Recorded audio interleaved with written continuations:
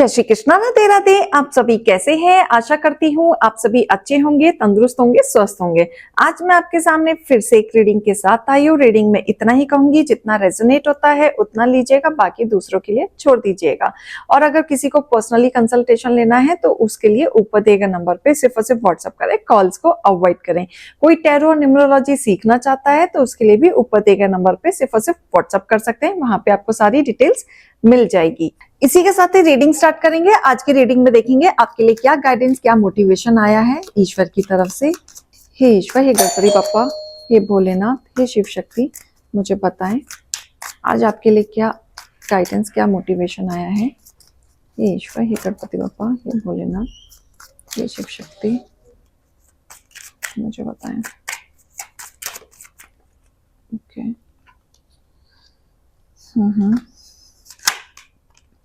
Okay, बहुत सारे card आए हैं। पहले इसको मैं रीड आउट कर देती हूँ कि आपके लिए क्या संदेश आ रहा है, क्या बोला जा रहा है।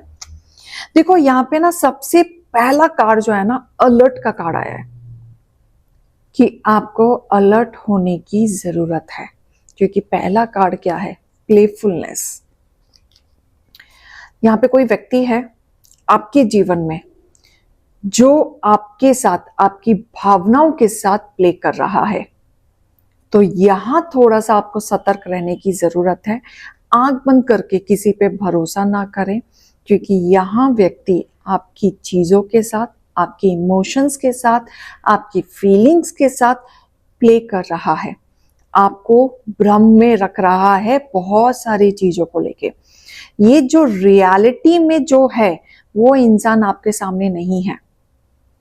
अगर आप ये बहुत जल्दी समझ जाएं या इसकी रियलिटी आप परख लें, या आप इनकी इधर उधर से कोई चीजें लोगों से पता करें, तो आपके लिए बहुत अच्छा रहेगा।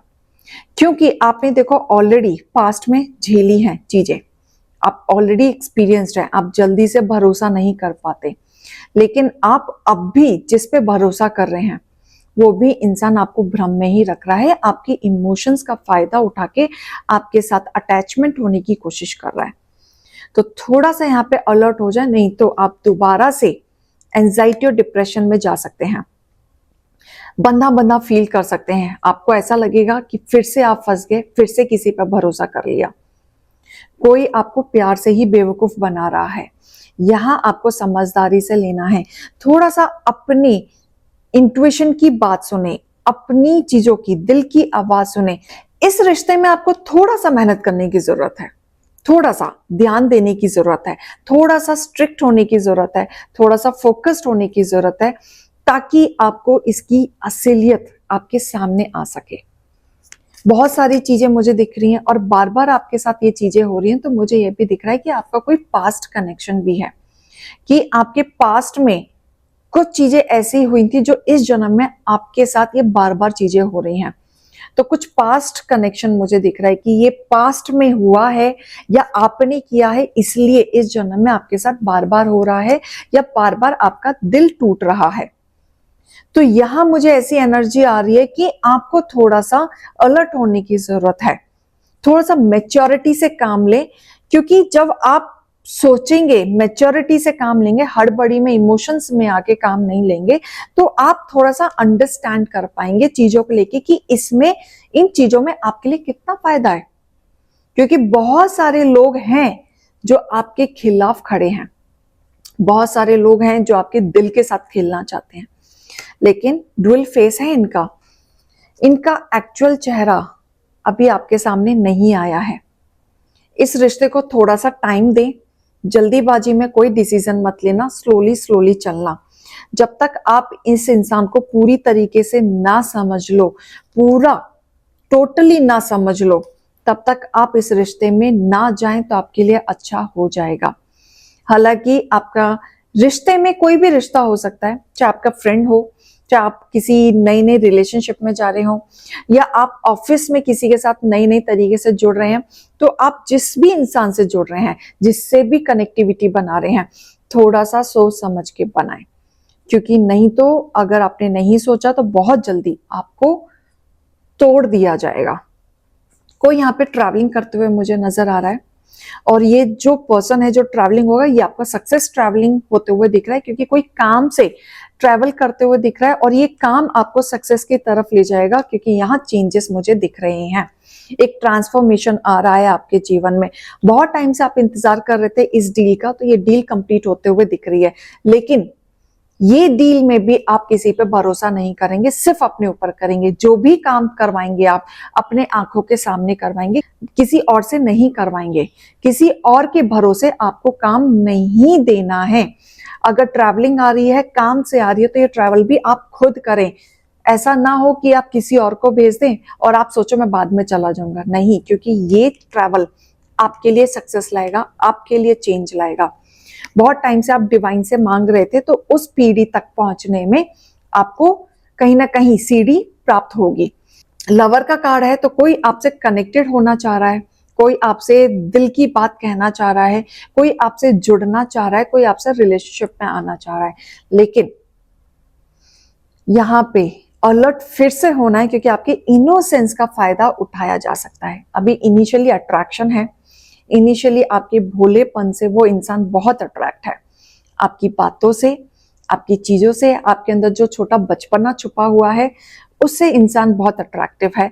लेकिन यही चीज आपको थोड़ा सा समय देनी होगी, क्योंकि आपके इनोसेंस का फायदा उठाया जा सकता है और आपकी फीलिंग के साथ खेला जा सकता है। बाद में आपको एहसास होगा कि मैंने तो कुछ नहीं किया, मेरा दिल क्यों तोड़ा जा रहा है। तो थोड़ा सा रिश्ते में ना कंडीशनिंग होनी बहुत जरूरी है, समय देना बहुत जरूरी है। समय दोगे तभी चीजें आपकी वर्कआउट करेंगी, जल्दीबाजी में वर्कआउट नहीं करेंगी। तो जल्दी से किसी पे विश्वास ना करें, क्योंकि आप जल्दी से ट्रस्ट कर लेते हैं। आपको ऐसा लगता है मैं सही हूं, मैं एक अच्छा इंसान हूं, तो सामने वाला भी अच्छा। ऐसा नहीं होता। आप अच्छे इंसान हैं, दुनिया अच्छी इंसान नहीं है। साथ ही देख लीजिएगा, इनका काम है लोगों का बेवकूफ बनाना, फीलिंग्स के साथ खेलना। तो ऐसे लोगों से जल्दी से विश्वास ना करें, क्योंकि यही लोग आपके इनोसेंस का फायदा उठा के बेवकूफ बना के आपका दिल तोड़ दिया जाता है। और ये बहुत प्यार से बेवकूफ बनाते हैं, बहुत ही प्यार से। आपको लगेगा कि ये इंसान सच बोल रहा है। जब आप उनसे बात करेंगे, उनकी बातों में आपको ये इंसान फरेब है, झूठा है, या आपके साथ प्ले कर रहा है। और ये इंसान बहुत मैनिपुलेटिंग भी है।